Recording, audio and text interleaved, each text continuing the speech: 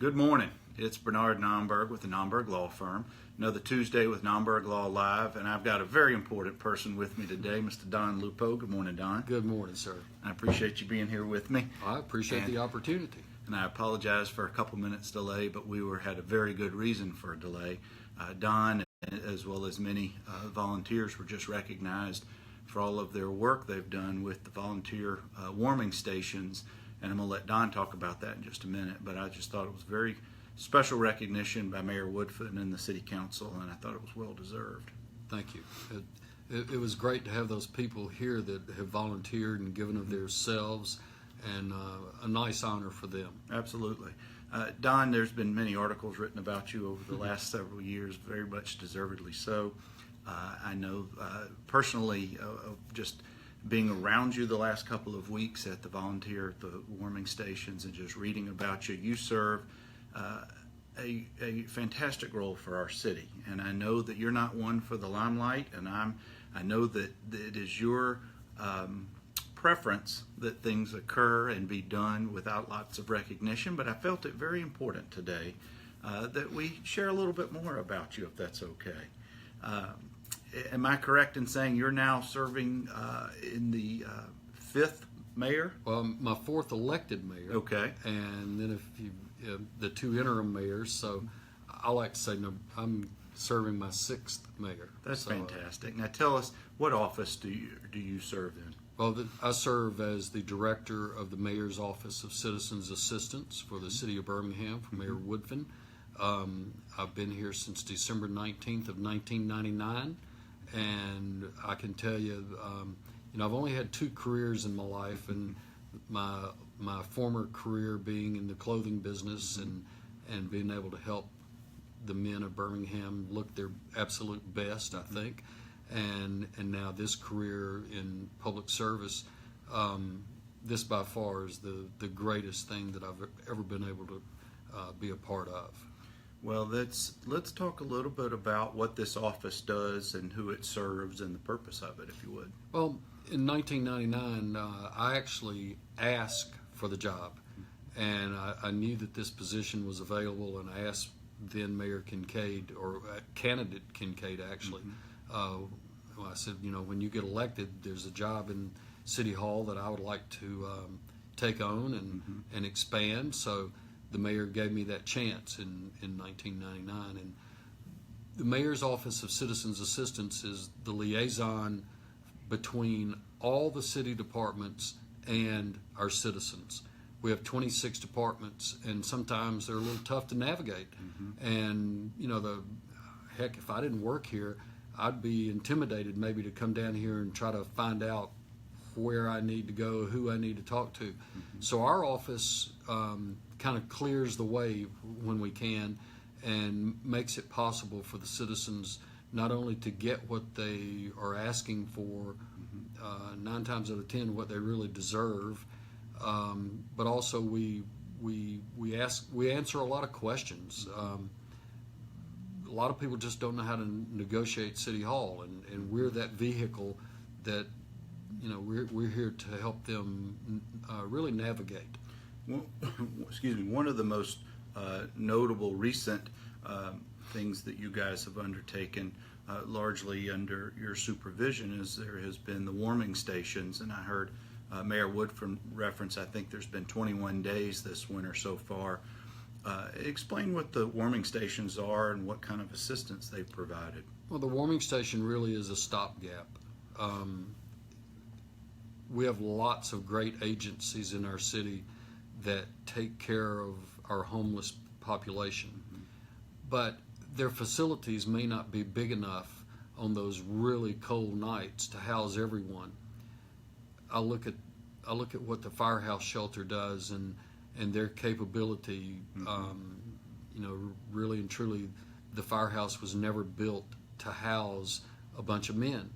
It was old fire station number 6, and it was probably meant to take care of no more than 6 or 8 people. On a cold night, they'll have between 55 and 75, and there were a couple of nights last week that they had 86 in that building. So we serve as a stopgap. We want to be able to take the people that cannot get into the shelter just because there's no room in the inn. And we have always had a policy that on consecutive nights below freezing temperatures, when available, and there have been a couple of occasions where it hasn't been available, but when available, we've always opened our warming station for years now. We don't do that by ourselves. We have a big, broad community of angels. I refer to them as angels, and they truly are. We have great resources in our community that come together, throw in together under one common cause, and that is to take care of the people that can't take care of themselves. We have people that may have a roof over their head, but for whatever reason they haven't been able to take care of their power bill. Maybe they can't take care of their water bill. Whatever the situation is, and we don't ask what your situation is. We just ask that you come to wherever the warming station is, whether it's at Boutwell, the BJCC, or most recently at Parker High School. Wherever it is, we ask you to come and get out of the cold. We give you a great meal. We give you a cot, a warm blanket. We give you some fellowship. Everybody's talking and cutting up and having a nice time. And, we just want you to know that you're not out there by yourself.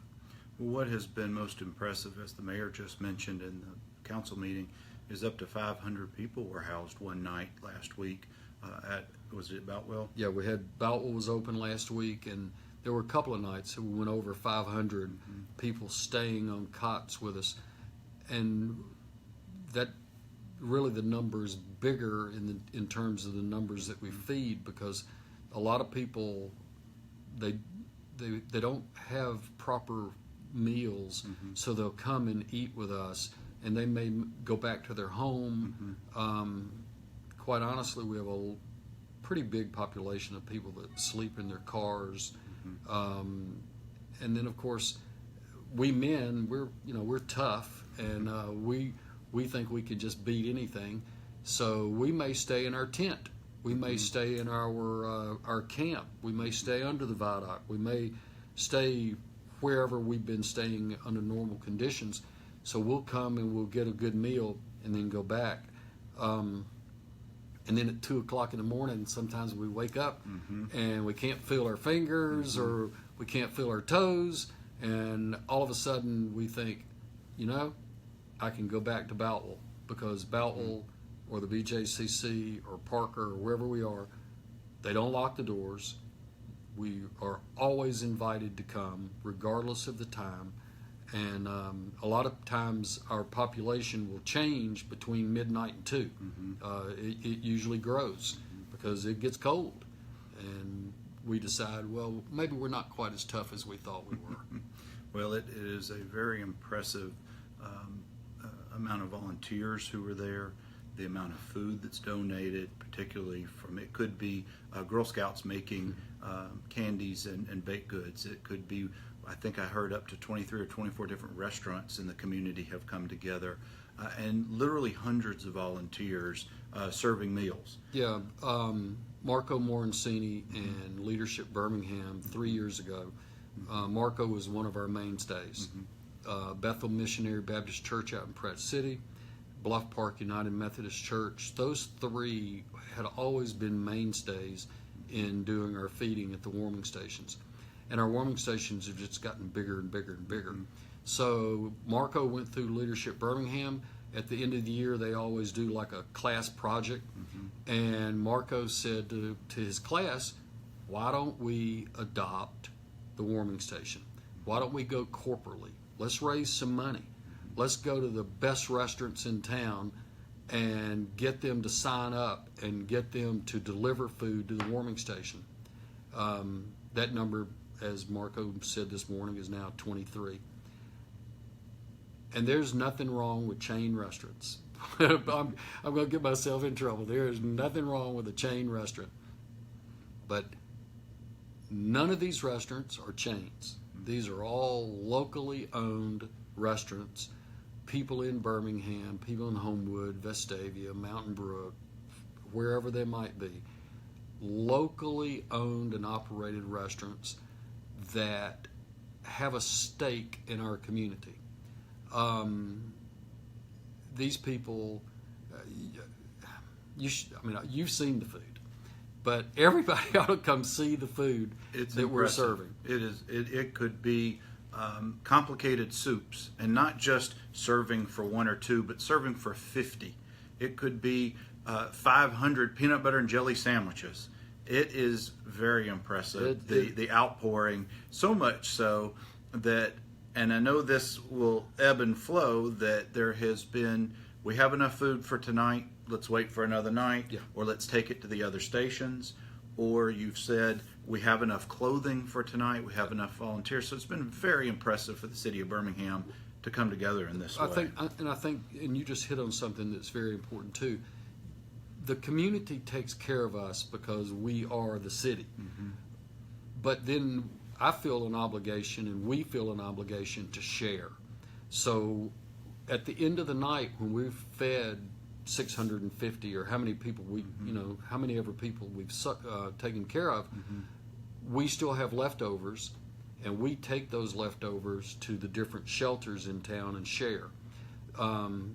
I might mention too that Grace Episcopal Church out in Woodlawn does a smaller version of the warming station, but they serve a great need in that community. They're not the city. They're not, they don't get everything that we get. So we share with them, and we run my truck and other trucks to these other locations and share just as much as we possibly can. And that church being just right down the street from Woodlawn High School, I've served meals many times there, and it's very impressive how they come together as well. And there are a lot of people who are served that way. I'd be remiss without stopping for a moment, Don. If folks want to volunteer, if folks want to reach out and want to just do something to assist others, how do they reach your office? Who do they call? How's the best way to get in touch? Well, there's two things they can do, and I'm not sure that there's anybody in Birmingham that doesn't have my cell phone number. But just in case you don't have my cell phone number, it is 205-335-4573. You can call me, and I try to answer, or I try to call back. In addition, if you want to volunteer, when we do these warming stations, we always partner with Hands On Birmingham, and Hands On does such a great job in garnering and capturing the volunteers that we need. When you do something like this, you need volunteers in shifts.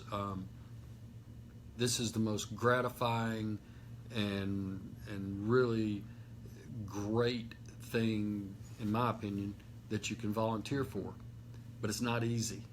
The shift may be easy and your work may be easy, but standing there and seeing the conditions that people are coming from, and it's hard not to engage somebody in conversation. And those conversations usually turn to their needs and everything, and it's not easy.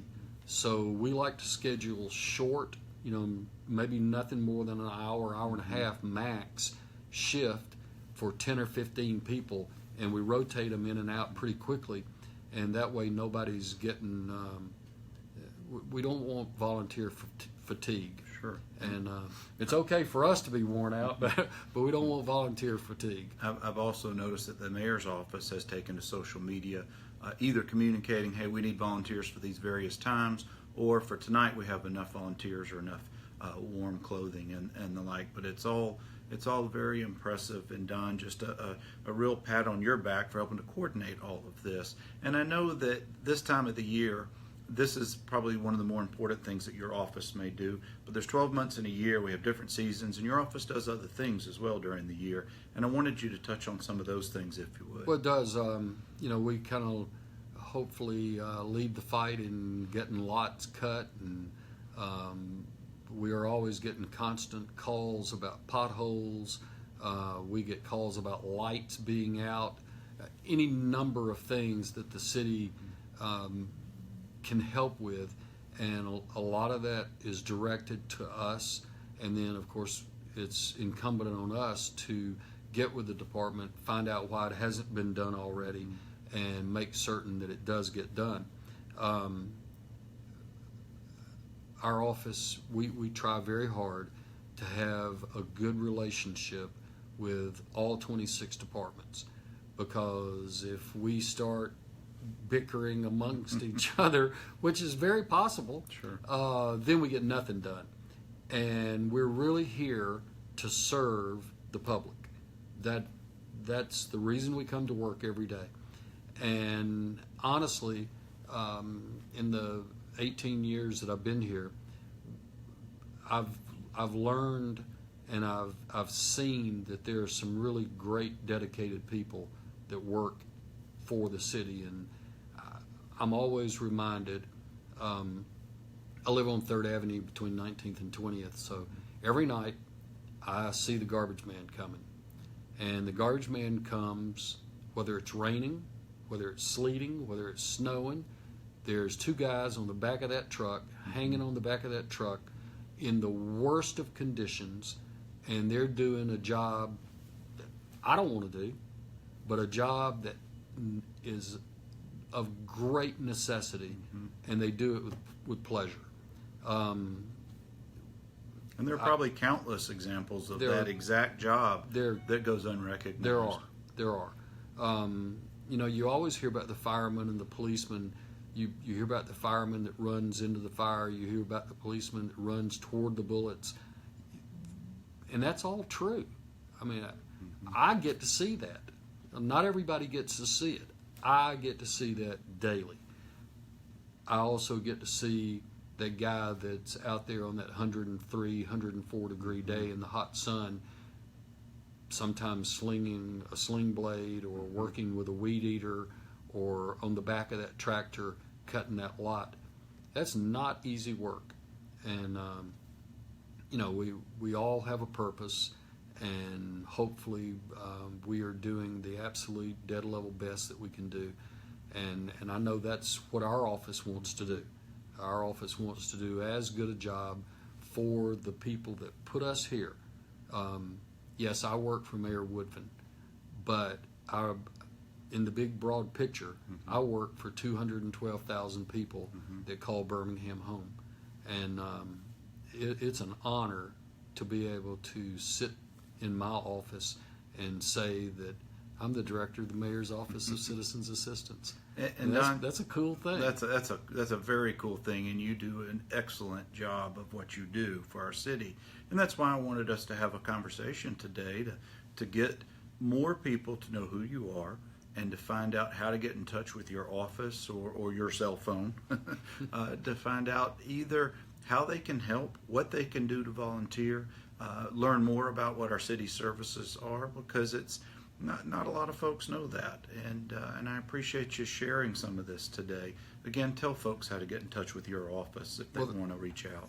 My office number is 254-2806, but the best way to get me is right here, 335-4573, 335-4573.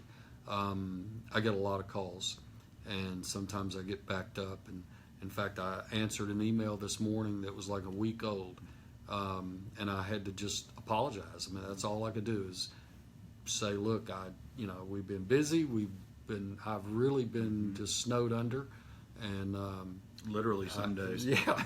And I just apologized and said, look, I'm a week late, but here I am. So anybody that we can help, that's what we're here for.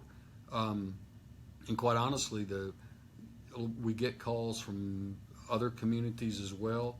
Sometimes we're not able to help, but sometimes we're able to direct the person that may live in Center Point or in Clay or in Fultondale or whatever. We're able to direct them to their city governments and figure out how to get help. I also suspect, Don, that you've had other cities or other communities reach out to you to find out what makes your model so successful, and I think that's a real kudos to you.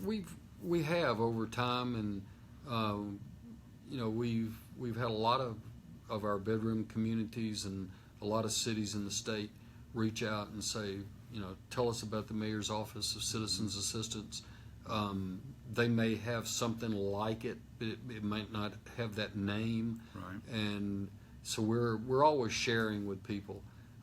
We didn't invent this, so we were shared with. But I think going back to the warming station and going back to that aspect of the office, we all have teachers, and we all have mentors that have. Excuse me. We've all had people in our lives that have shown us the way, and I'm not unlike the rest. I had a mother that was absolute. She was an angel. She was an angel on earth, and I only got to have her for 16 years. She passed away at a very early age of 36, but the legacy that she left has guided my sister and me all of our lives. My mom's been dead almost 51 years, and my sister and I have tried and strived to make certain that in the end that when she looks down on us, that she's very happy and proud of us. So we all have those people, and I just think that we're all, I said it earlier, we're all here for a purpose. And really and truly, sometimes we look around and we think, am I my brother's keeper? And sometimes I think, ooh, boy, I'm not sure. Truth of the matter is, whether we want to be or not, we are our brother's keepers. And we as a community, a big, broad community, we're out there, every day trying to do something to help other people. And I think another thing that's really important to acknowledge is when we talk about the community, and yes, I work for the mayor of the city of Birmingham, and I work for the citizens of Birmingham, but in this bigger, broader sense, we have a big community. And literally central Alabama has taken this warming station on and taken the homeless problem on. We have people that have driven here from Talladega and Rockford, or is it Talladega? However you pronounce that. Depends on which side of the state you live. But Rockford and Gadsden and Tuscaloosa. And An hour away. Yeah. Or more. We've had people drive a good hour, not only to bring stuff, but to volunteer. They've seen on TV, they've seen what's going on, and they want to be part of it. I think that's a great testament to our human spirit, because we just don't do this by ourselves. We don't just get up in the morning and have everything fall in your lap and say, okay, go about your business. Well, Don, there's I'll other say, guiding strengths to it. Well, I'll say on behalf of myself and the many others who know what you do, you certainly lead by example. And you have set the tone for many, many people. And I applaud your efforts, and I know that you'll continue to do what you love, and that's serving the citizens of Birmingham. And when we conclude in just a minute, for our audience to know, I'll put in the comments section about how to get in touch with your office, the contact information. And we'll post this at different places on social media so it can be seen after this. I do want to close in one thing, if I can. Don, I know you're a sports fan. I know that certain teams of yours do better certain years or not. I want you to share, if you would, what's one of your favorite sports moments that you've either attended in person or that you've observed on TV that really just resonates with you and still with you today? I think my biggest sports moment was one that I didn't attend. 1977 World Series. Reggie Jackson on the night before hits a home run in his last at bat, and I had the opportunity to go to the game the next day. Oh wow! And I'd just gotten married recently, and I just didn't think it was the thing to do, so I stayed home. So he hit the home run in his last at bat on the previous night. So we're sitting on the couch.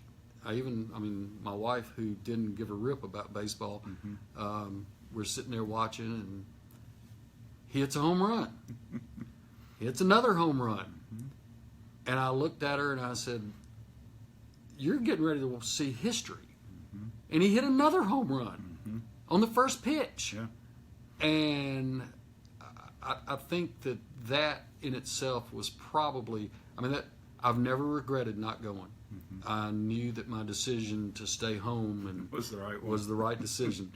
But I told her that night, I said, "If you ever come home and there's a note on the back door, gone to the World Series, then you'll just know that I'll be back." That's fantastic. 2 years later, I got the chance to go to the 1979 World Series in Pittsburgh. It was Pittsburgh and Baltimore. It was the 6th game. And late on Friday afternoon, his friend called, offered me tickets. 2 hours later, two men that I'd never met in my life, we're on the plane going to Pittsburgh. Oh, wow. It turned out to be the longest game in World Series history at that time. It was the most hits in World Series history at that time. And we had 4 tickets. Row 1, seats 1, 2, 3, and 4 above the Pittsburgh dugout. Oh, my. And man, but that night that Reggie hit the home run, I don't know, that was probably the night. And then, of course, can I tell one more? Yeah, absolutely. Connie Frederick, Legion Field. Auburn's in deep pump formation. Suge is going to be happy with the outcome of the game. I think we're going to lose, but Suge's going to, it's going to be okay. We played tough. And Connie Frederick drops back to punt the ball and sees Alabama just doesn't have the athletes on the field, very much like another time a few years later. But anyway, and he just runs straight up the middle of the field and goes for a touchdown, and Auburn wins the game. And so, as long as the Yankees and my Auburn Tigers are winning, I'm a happy camper. Those are great. Those are great sports memories, Don. I appreciate you sharing those. Thanks for letting me tell us. Absolutely, Don. It's been my pleasure to spend some time with you this morning. Thank you guys for watching in. Again, this is Bernard Nomberg with the Nomberg Law Firm. We're here every Tuesday with Nomberg Law Live. It's been my pleasure to have Don Lupo with the Mayor's Office with us. We'll be back again next week. And, of course, I'm going to put in the comment section how to get in touch with Don. We hope you guys have a good rest of your